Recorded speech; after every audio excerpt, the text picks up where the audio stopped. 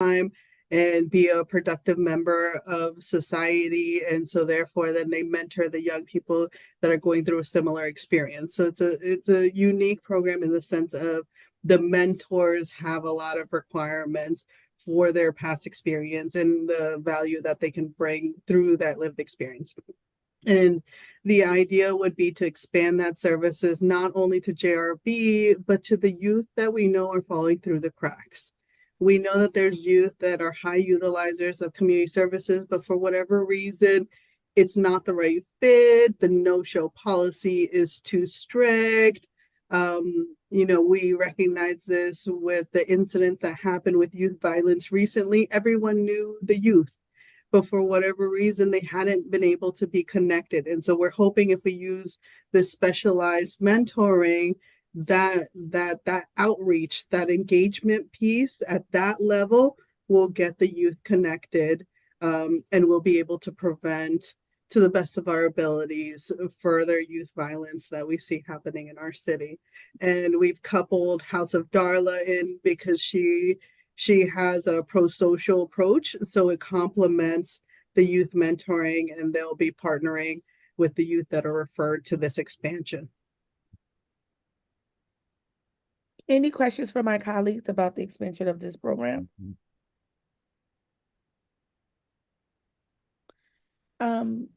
I have a question, if you do not mind me asking. What is the target, or how many young people are currently being served by this program, if you have that information? Absolutely. So it asks for year to date how many youth have gone through the existing program. And I do want to note that the first contract was for 35,000. So this would be able to extend their reach much further than where it is right now. And they've been able to serve 28 youth. So 7 that came from last fiscal year and 5 new ones that are current up to date, but 28 in total so far. Okay, 28. And so with the extension of the 50,000, is just going to salaries, or is this going to other services rendered? It'll be to salaries, so it'll be the hourly wage for the mentoring on both sides. So both for Elm Village and House of Darla, because of the restrictions with the ARPA funding, we'll have, if there is other needs or other funding needs, we'd have to figure out a different solution for those pieces. But the way that it's structured, it would be funding the actual hourly need for the program. Okay, and do you know the ratio of mentor to child? It's one-on-one, so they provide one-on-one, but I don't know exactly what the cap is per mentor. I'd have to get back to you with that, but I know that it's very, very low caseloads. And I can also testify that the executive director for Elm Village personally gets involved with pretty much every single case. He's a person with lived experience, and so it's very near and dear to his heart to make sure that the success of these children is a top priority. And when I've talked to him, I think I don't, again, I don't want to misspeak, but I think he said it was like 1 to 5. So it's a really, really small mentoring caseload for those that he recruits. And one last question. Sorry, but as No, well. no, no. And so once the young person comes into this program, what is the anticipated amount of time do they stay with their mentor? Is it like other mentoring programs that we have in the city? They follow them through their academic school year and then grade after grade. What is the structure of this particular program? So in an effort to try to make sure that we connect as many students as we can to the appropriate level of care, there is a idea that since they're not the JRB connected youth and we're using it in a more proactive measure, that it'll be really intensive for the maximum of 6 months.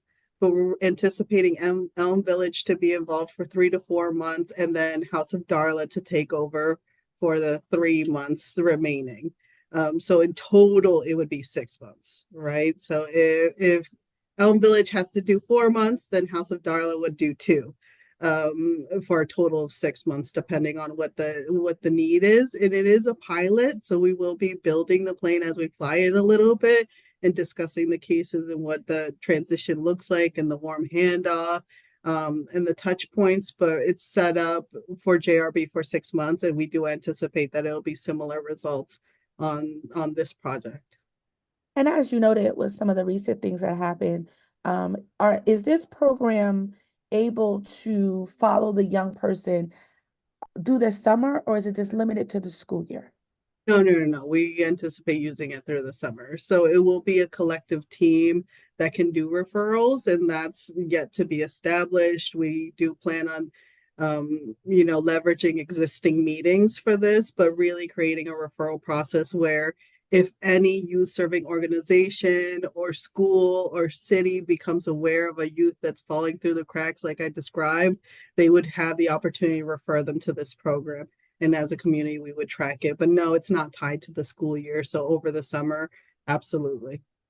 Okay, I've asked a whole bunch of questions. Anybody else have any questions? Okay, seeing and hearing none, no other questions. Um, can someone move this item? Thank you, Councilperson Smith. All in favor, let me see your little hands. Aye. Okay, that is unanimous. And we thank you, Ms. Australia, for just bringing this. I think it's going to be a wonderful program to already work on what we already have. So getting those special niche children some additional services. So thank you so much for that. Thank you. Thank you, everyone, for your support. Have a good night. You too. Um, at this time, I will be relinquishing my chair to the very capable, my colleague, Councilman Greg Burnett. Y'all have a wonderful meeting. Night, night. Thank you, Madam Chair. And let the minutes reflect that Councilmember Nicole Ayers has reclused herself and is no longer part of this meeting.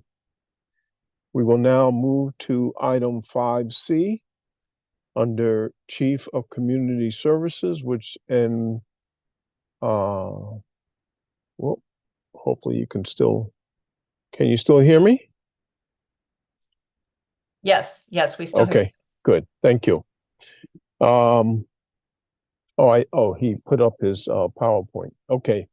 The item reads as follows: authorize Mayor Harry W. Rilling to execute any and all necessary agreements, documents, instruments, or amendments with the selected nonprofit organizations as outlined in the final ARPA nonprofit grant allocations report in the amount of $700,000 from the American Rescue Plan Act ARPA funds to 20 nonprofit organizations to support their recovery efforts and continued service to the NOAA community as administered by the Community Services Department. Funding source ARPA account number as noted for the amount of $400,000 and account noted for $300,000. Do we have a motion on this item? Councilmember Barbara Smith, thank you. And we will now turn the floor over to Chief Daniels. You now have the floor for discussion. Thank you very much and good evening, and thank you again. I really appreciate your approval of the past two items. So I mentioned to Chair Ayers, I do have a couple of brief remarks before I get into the slide deck. Councilman Burnett, you said you're on your phone, but are you able to see it? Yes, I can see it. Awesome, very clear. great. No problem. Great. So I just want to, always like to connect the dots that I want to thank you all for your support that a month ago we held the Youth Mental Health Gap Analysis press conference. And as those that participated, you saw many providers and supporters that were at the press conference to really look at the mental health needs of our young people. And I look forward by the close of the year and beginning of the year to report back first to this group and potentially maybe do a presentation for the larger body to talk about the results and how we as the city is really looking to support young people as relates to mental health. So just want to say thank you for that. But for the purpose of this action item, I do have a few slides that I want to talk to you about regarding, I'm actually using two screens, so make sure I'm doing it right. Good, great. This is our last round. This is the last round of ARPA dollars that has been stewarded by the community Services Department. For over the past 3 years, my department steward $2.9 million to nonprofits to help them during their pandemic recovery. And I wanted to highlight to you all that maybe about a month ago, I shared with the larger body a report around how we use those funds over the 3 years. I could definitely send it again, but it was maybe about a month ago to your city email. So I would really encourage you all to take a look at that so you can see how the funds were thoughtfully stewarded to really identify the needs and get it out to the nonprofits who really are on the ground serving our community. So through this last funding, we were allotted $700,000 in funding to support our local nonprofits across our city. A total of 20 nonprofit organizations have been selected for funding.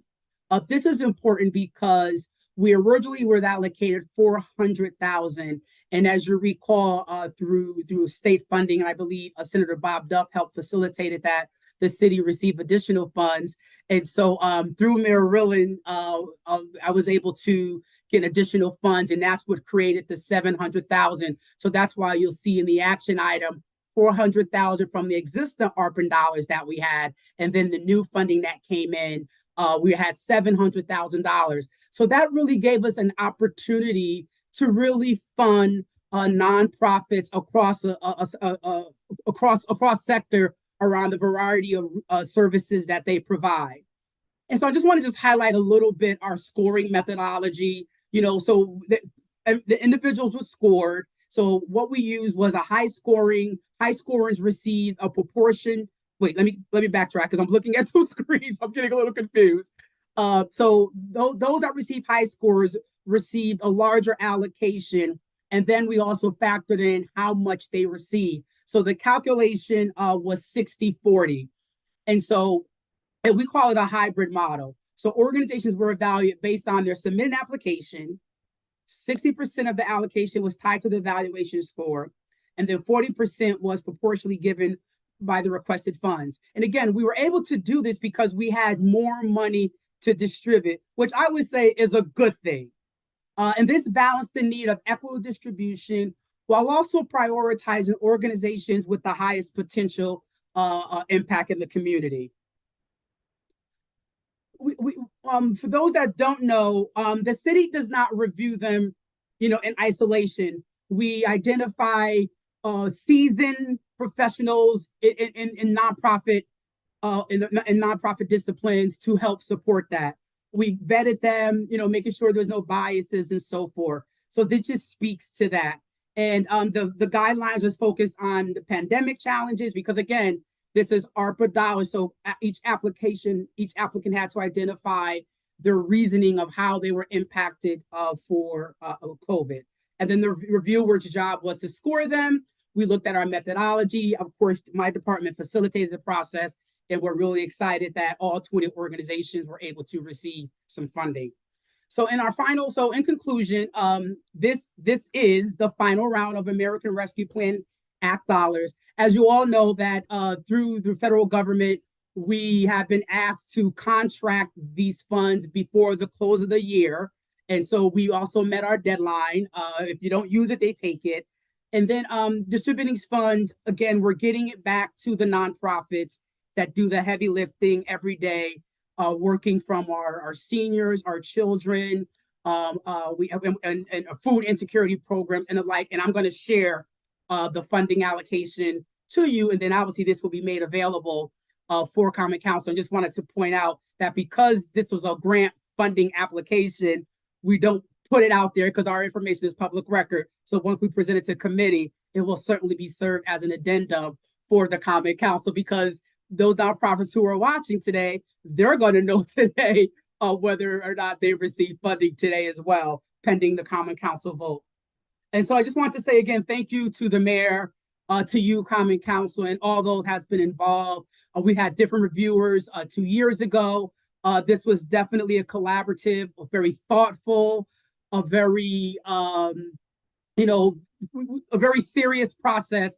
as we steward federal taxpayers' dollars to make sure it's getting out to the organizations. So drum roll, please.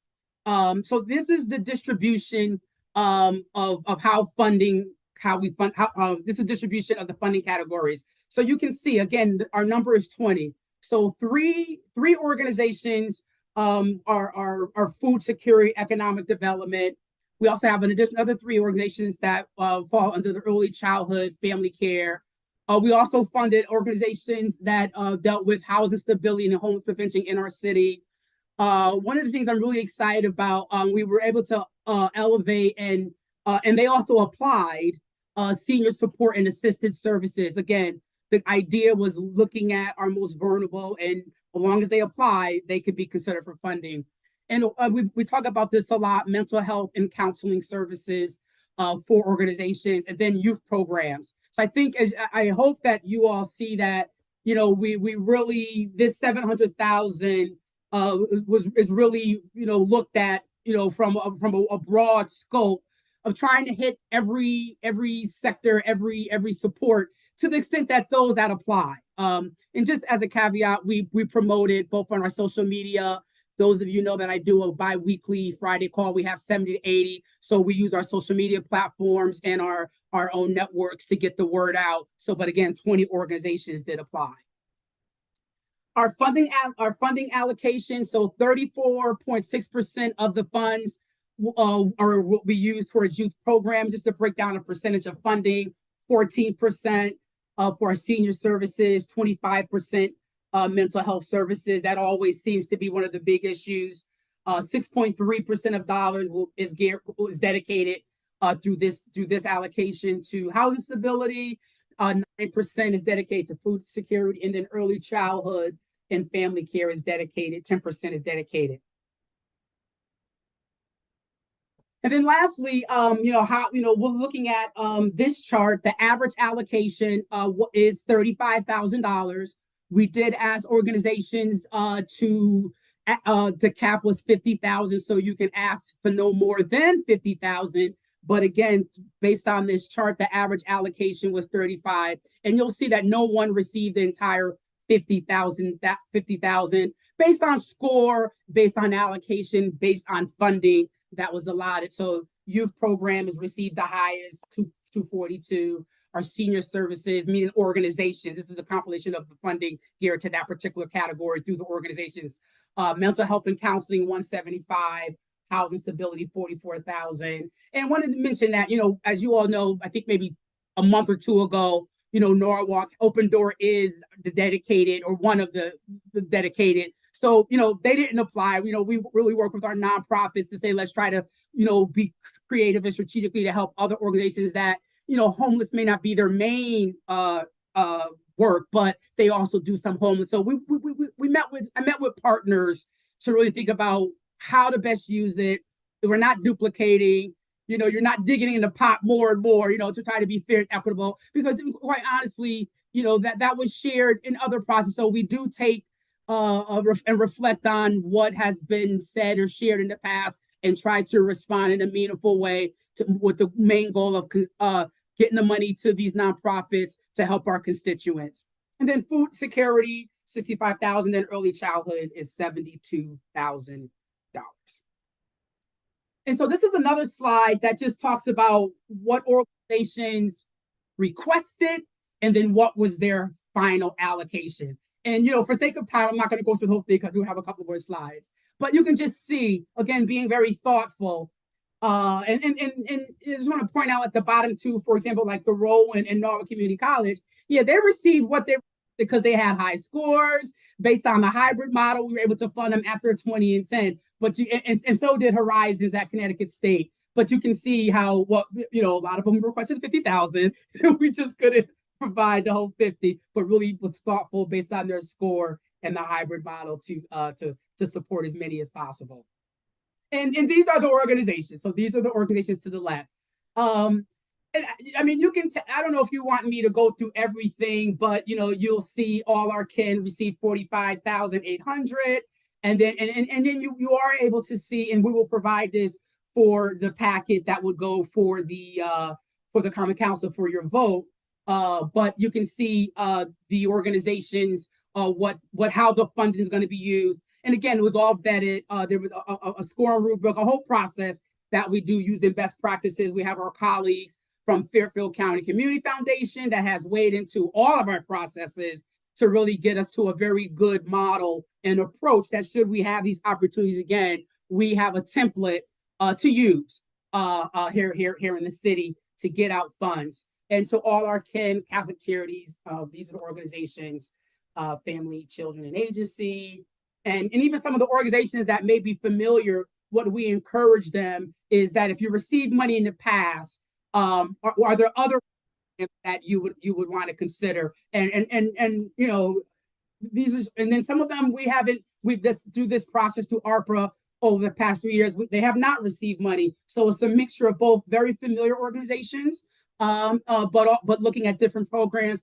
but also new programs. I mean, I'm really excited that we're going to be use funding for a pregnancy program for women who are working to get sober, and that's right here in Norwalk. I didn't know about that, so we're really excited about the variety of how funding is being used. Norwalk Housing Authority, our person to person, other organizations, and just really want to thank you and having the opportunity to lead this work to support these organizations through this process has just been a privilege and an honor. And so today, you know, I'm requesting that the Common Council through this committee authorize the final allocation of this funding, American Rescue Plan, as outlined in this presentation, for approval of the distribution of these 20 nonprofits. I think Councilman Burnett has already read the specific action item. And with that said, I'll stop sharing my screen and entertain any questions that you all may have. Thank you so much. I appreciate your time and letting me present to you tonight. Thank you, Chief Daniels, for the very detailed, clear, and very precise presentation. This is very helpful. And if we have any questions, I see that Council Member Barbara Smith has her hand raised. Thank you, Councilmember Burnett. Yeah, I really just want to express my thanks to our State Senator Bob Duff for working so hard to get us this additional funding, and to the mayor for assigning more funding to community services. You know, Lamond, very well that I am always advocating with him for more funding for community services, because, you know, the people who are in need, you know, it's the most important thing we do is take care of our people. And so I just want to express my gratitude that you were able to fund more of the nonprofits than you might have. And I think that, you know, as always, you know, you do this with aplomb and professionalism. And, you know, it looks like you tweaked some of the process, which was really, really well done. So thank you so much. Thank you very much, Councilwoman Smith. Appreciate it. Thank you. Any other questions or comments?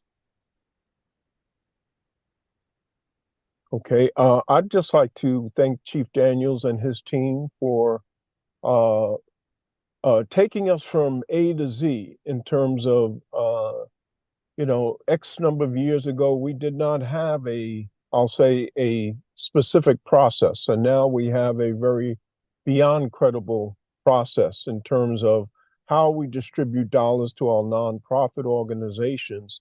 And based upon the organizations that have applied, you can see the impact of these dollars in so many different sectors of the nonprofit community that's going to help so many Norwalk residents. So again, thank you for all your efforts in building the process and also ensuring that the dollars are distributed in such a way that the level of impact, positive impact, I want to emphasize, will be widespread across all of Norwalk residents. So thank you so much for that. Thank you, sir. With that, if there's no other comments or questions, I'll call for the vote. All those in favor show by a raise of hand or verbal aye, and I'm an aye. And I see Heather Thank also. you. Thank you. So that makes it is unanimous. Thank you So very much. this item will move forward to the full common council at the next council meeting on Tuesday, the 22nd, I believe. Correct. Yes, 22nd. thank you. The 22nd for final review and approval. Thank you very much. Great. With that, we move on to item 6 on the agenda, which is adjournment. Do we have a motion to adjourn? Councilmember Barbara Smith, thank you very much. All those in favor? And all hands are up. We stand adjourned. Thank you so much. Thank you Have a again. great rest of